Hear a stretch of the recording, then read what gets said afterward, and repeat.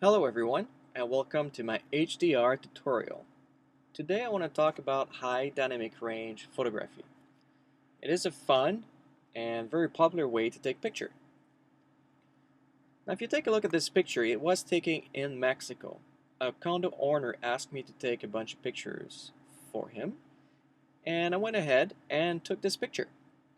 So when you look at it, we can see the outside, we can see the kitchen, we can see everything more or less like your naked eye would see if you were physically there. So that's the whole point of the HDR photography. How do we achieve this?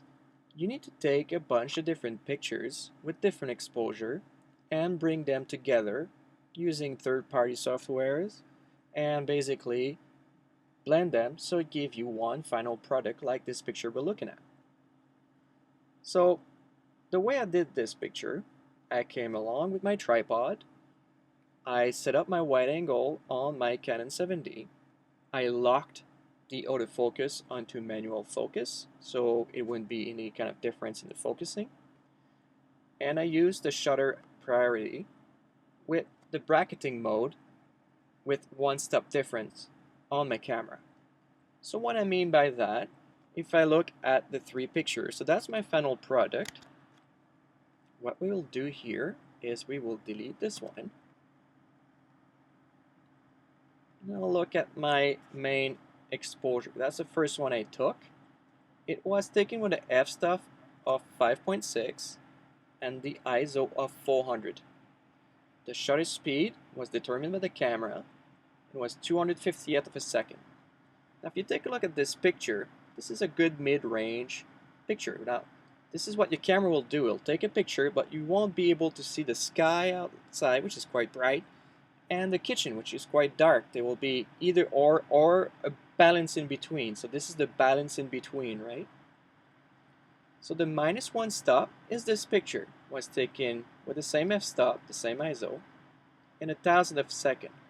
So this specific picture is taken for the outside.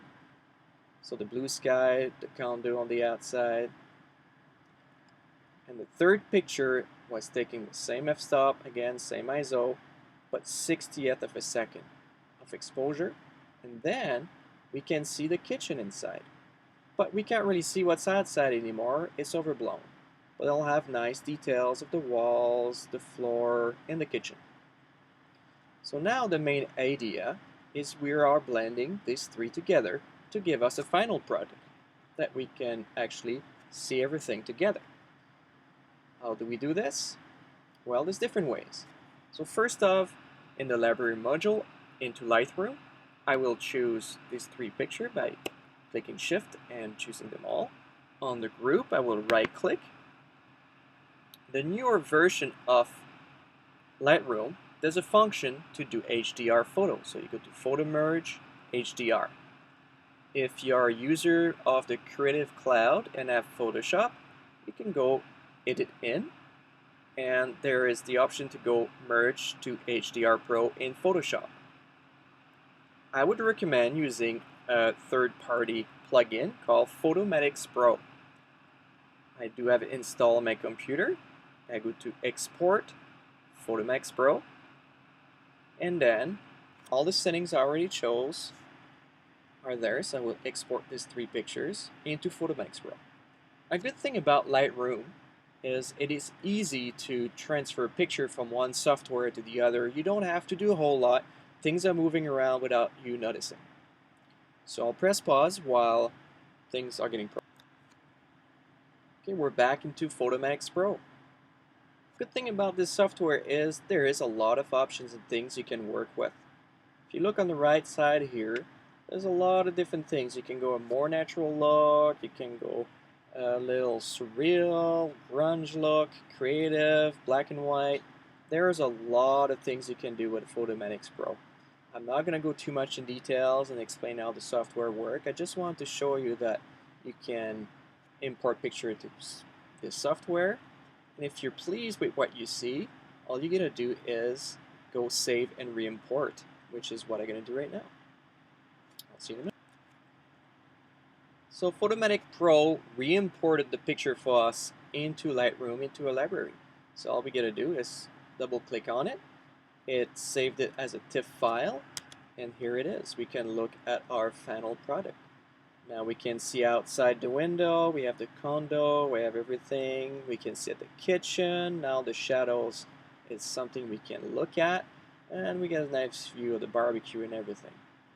So this is one way you can play with pictures. Now just bear in mind, if you do HDR photography, everything needs to be still to have the best result. Now, for example, if these trees were moving a lot because of the wind, now that would have been a very messy kind of area of the picture, because the software would have blended three different pictures, but things are not the same place, right? Same thing if you have people walking, car moving around, or whatever it is. What I suggest into these scenarios is to manually do the HDR or use different technique, which I will create different videos showing you guys different technique to achieve more or less the same goal. Another idea is you can shoot an HDR for a scene and then with Photoshop cut, let's say, a person and just put it into the scene. So that's another way to do it. In any case, hopefully you guys found this tutorial useful. Please leave a comment. Please take a look at my videos on my YouTube channel. Take a look at my website. There's always more to see and more to learn out there. So feel free to leave a comment. Thanks for listening.